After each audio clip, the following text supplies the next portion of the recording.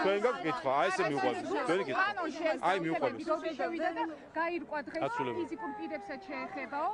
თქვენი კანონ პროექტის მერვე მუხტის მესამე როდისთან დაკავშირებით ეს წინება თქვენ ხომ საუბრობდით იმაზე რომ მხოლოდ ორგანიზაციებს შეეხებოდა და ირკვევა რომ ფიზიკურ პირებს როდის შეეხებოდა აი ხედავთ თუ რატო ყოფილა კარგი რომ იკითხონ კანონი იკითხონ პროექტი და უსვინონ და დაესწრონ მოსმენებს აი ეს არის სადამ ოპოზიცია და მედიის ნაწილი და NGO-ები იყვნენ მაგიდაზე ბრახუნით დაკავებული და ყვირილით ცდილობდნენ რომ ჩაეხშოთ დისკუსია, მათ რომ მოესმინათ, ნახავდნენ როგორ განიხილებოდა ეს პროექტი.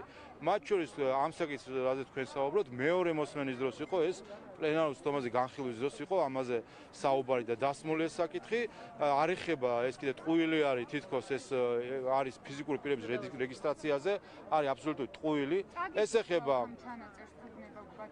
მოკლედ მისმინეთ და ტყუილია თითქოს რეგისტრაციაზეა საუბარი ფიზიკური პირების ეს ჩვენ თავიდანვე განვაცხადეთ რომ ჩვენ ის მკაცრი ამერიკული მიდგომა არ გვინდა რომ გადმოვიღოთ რაც არის აშკარად არის ძალიან მკაცრი ამერიკული მიდგომა ჩვენ რბილი მიდგომა გვაქვს და ფიზიკური პირები არ ექვემდებარებიან რეგისტრაციას რაც შეეხება ამ პუნქტს კიდევ ერთხელ ეს იყო მეორე მოსმენის დროს განხილული საკითხი და გულისხმობს ინფორმაცია ეს გულისხმობს მაშინ როდესაც არის ხოლმე საჭირო ინფორმაციის მოპოვება, როდესაც ხდება მოკვლევა, ასე ვთქვათ, ამა თუ იმ ორგანიზაციას დაკავშირებით, პირებს ვალდებულება აქვთ, რომ მიაწოდონ ეს ინფორმაცია, როგორც იურიდიულ პირებს, ისე ფიზიკურ პირებს.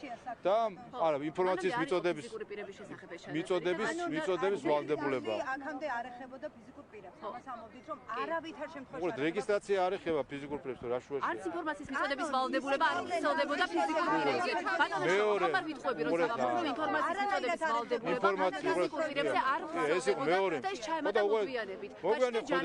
და უყურეთ დღეს და უყურეთ აი ხო ხედავთ აი რამ ხელა პრობლემა არის როდესაც წერა-კითხვა ეზარება ადამიანს და ურჩევნია ბრახაბრუხი და ყვირილი მეორე მოსმენის დროს იყო ეს განხილული მეორე მოსმენა მოგეხსენება თუ იყო 2 კვირის წინ ან ეს 2 კვირის წინანდელ ამბავი ეხლა რომ აღმოაჩინეთ რაღაცა ეს ცალკე ისტორია არის და საქმე ეხება სადაც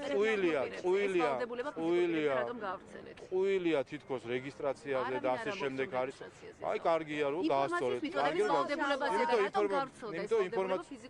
იმიტომ ინფორმაციის მოპოვება არის საჭირო ხოლმე ცალკეულ ორგანიზაციასთან დაკავშირებით და ყველა ვალდებულია როგორც ორგანიზაცია ისე ფიზიკური პირი მიაწოდონ ეს საბოლოო ეს ნიშნავს რა განსაკუთრებას ბატონო ანიშნავს იმიტომ რომ კანონის კიდევ ერთხელ კანონის არსი რა არის მისი რეგულირების სფერო არის ის არიან ორგანიზაციები რომელსაც აქვს 20%-ზე მეტი